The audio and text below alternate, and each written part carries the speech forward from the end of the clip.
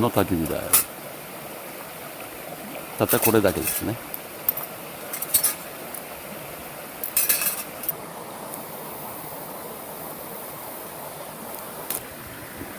沸いてきました。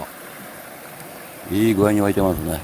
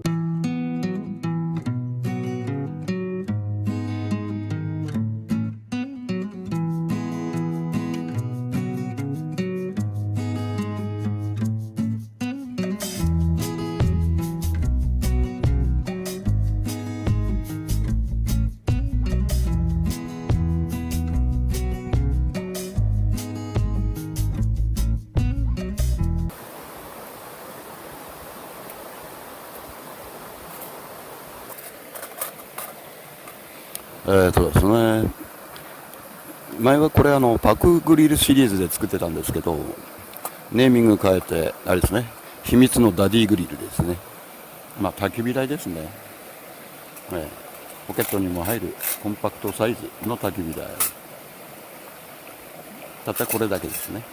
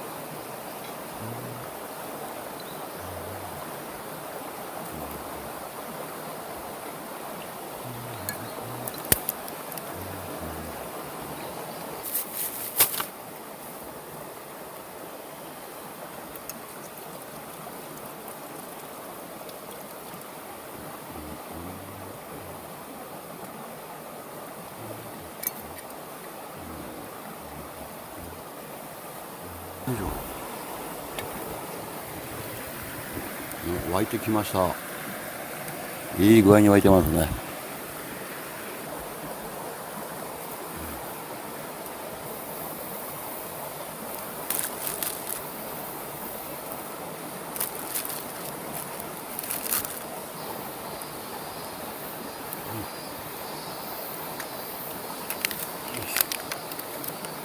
温泉たんまりですね。